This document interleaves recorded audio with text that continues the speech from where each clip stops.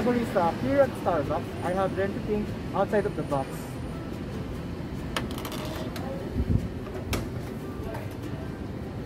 To be more creative in any aspect, my love for the coffee has resulted to my very own creation of very delicious drink that will enjoy by many people.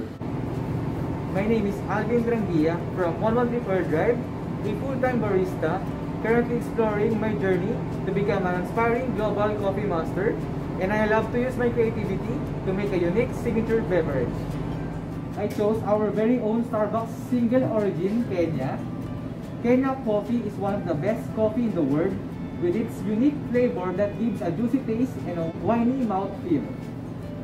The dry or natural processing method of this coffee helps a lot to build more flavor characteristics despite the lack of water supply in Kenya. This is not a hindrance for the coffee farmers to grow coffee, but it became famous because of rich taste.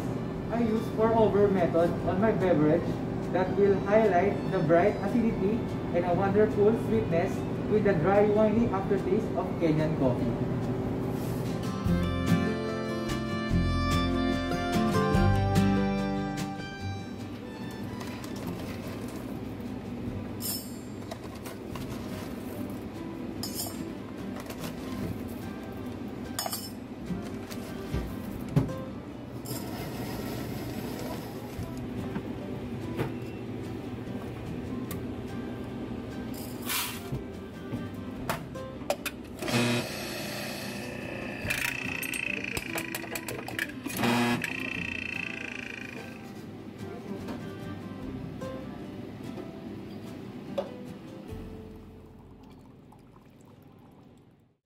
For Kenya using grande size, I'll be using the double strength iced coffee brewing process to create a refreshing light-bodied and well-balanced coffee flavor.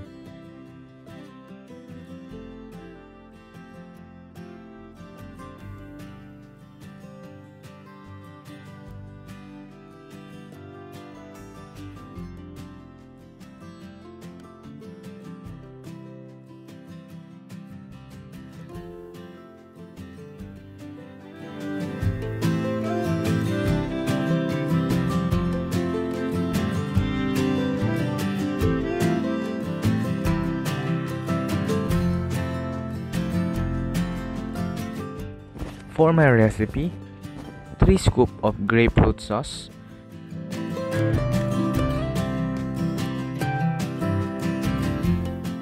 3 pumps of caramel syrup,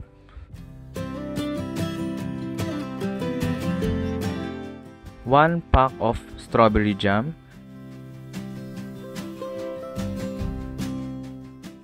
and 2 packets of honey.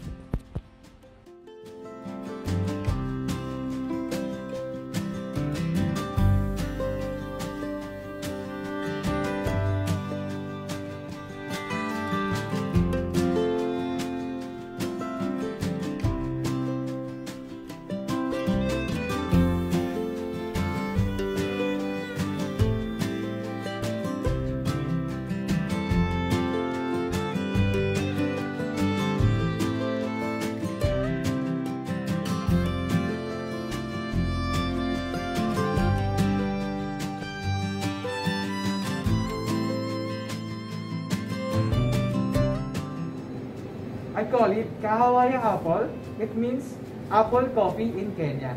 Who would have thought that there is no single apple ingredients mixed in this drink?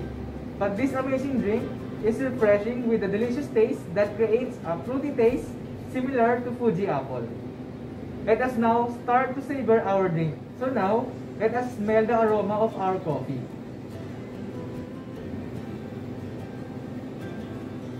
As you smell the aroma of this coffee, it has a fruity sweet citrus like Valencia orange.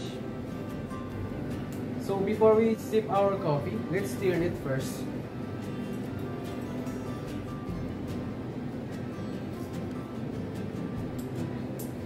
As I take my first sip, it has a medium to high acidity, juicy and complex flavor from grapefruit and strawberry jam. On the second sip, kindly savor and leave it on your tongue. For a while, you will experience its light body with delicate flavors of bittersweet green apple and a winey mouthfeel from honey and caramel syrup. It's very consistent and perfect for people who are looking for a refreshing coffee drink.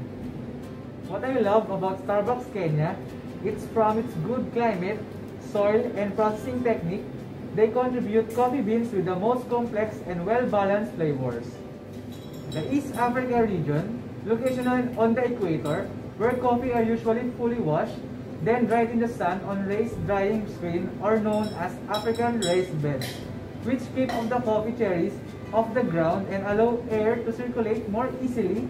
The end result, clean cherries that dry evenly, creating a more consistent coffee.